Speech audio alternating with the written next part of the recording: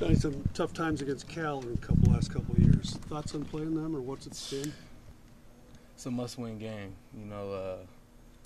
Like I said last time, I still haven't beaten Cal yet, so this one means a little bit more to me and like EJ.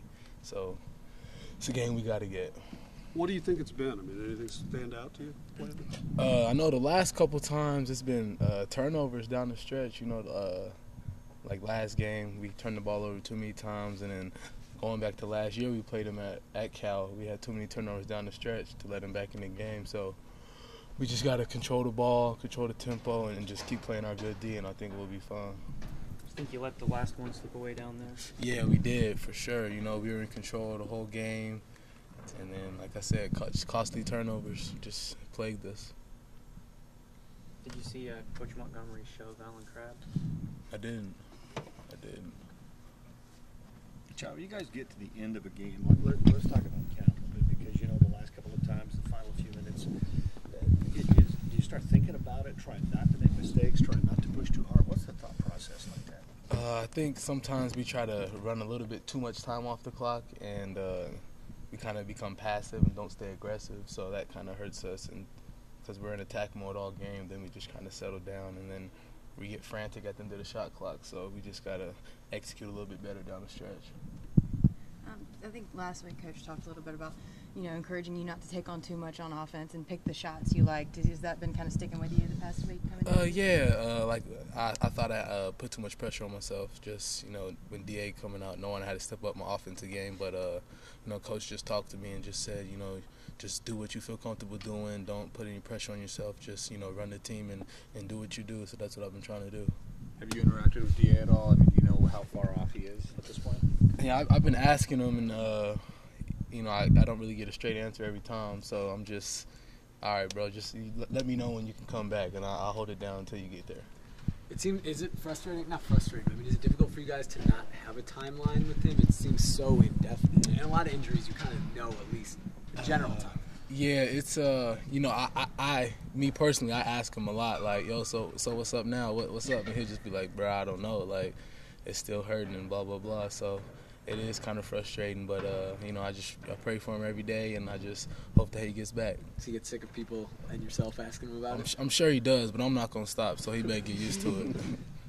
How's your knee? Seem fine? A little sore, but it's good. Injuries are something that probably are more a part of just about every player on the floor. Now you get the knee, you get the hand, but I think all the guys have something by this point in the season that you just have to fight through, don't you? Yeah, Coach always says come February, teams separate themselves into pretenders and contenders. So, come February, you just got to buckle down and really show some toughness and play through all the injuries you have, because it's gut check time. You guys feel like you are a contender at this point? Oh, I definitely feel like that. I have all the confidence in the world in my abilities and my team's abilities. So I think that we are definitely contenders. What's been the difference for you? You had the 3-game losing streak, now 3-game winning streak. What was the difference?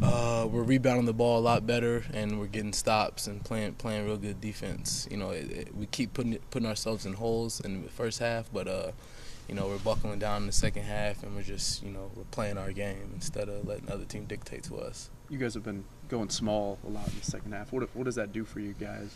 What are some of the benefits of that? It allows us to run, get Carlos off the bench, and have more aggressive players from the wing. With EJ playing the 4, he's real versatile, and then Carlos and EJ and Doc can all switch on defense, so it just brings a lot of versatility to our team.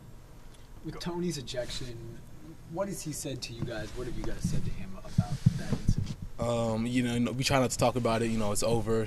Tony, what happened. I don't really know the full story, and I just, I don't really ask him because, during the game, it's just, emotions are flaring. So whatever happened between him and Modem, it happened, and Tony did what he did. So. What was the energy like on the corridor surrounding that incident?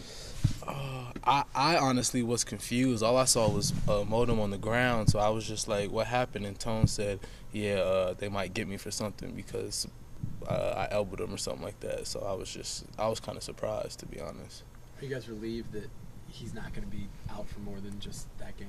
I just found out, so I am relieved now. Real relieved. We need Tony.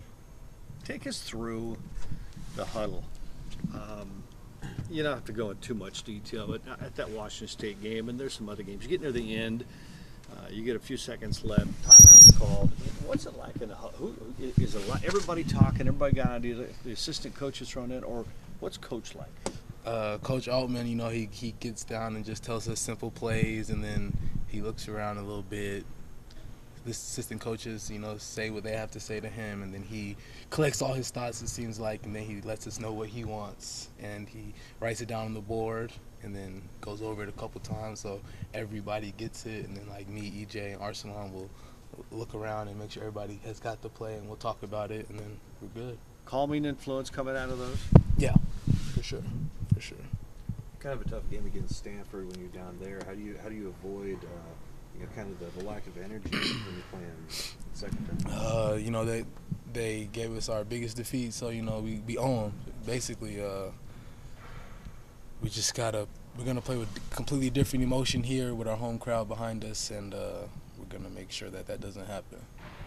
Cal's got the two good guards, Cobbs and Crab. They can do a lot of different things. What's the challenge specifically with those two guys? Don't give them any easy baskets, and try not to get them going. You know, we have the scouting report, so you know, listen to the scouting report, read it, know it, understand it, and then just do your best to slow them down. Johnny, does it change things? You mentioned Stanford, but I think against you, they had like 6 different guys hit threes. I mean, defensively, is that hard to compensate for that one? I honestly believe that it was on our doing. We were giving them open shots and giving them easy baskets. So if we buckle down on our D, then those shots won't be there anymore.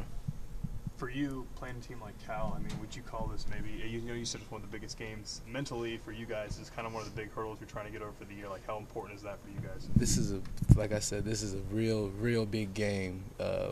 We just gave the game away down there, so this is something that it's just a must-have. You know, we can't let anybody get 2 games on us in one season, so that's why it's big for us. Is this something you feel you guys need to accomplish before you head into March and tournament time? I don't know if it's like a need per se, but I say that for me, I need this game just because I never beat them. So me and EJ have talked about it. We just, for some reason, we can't beat Cal, so we're gonna get over that.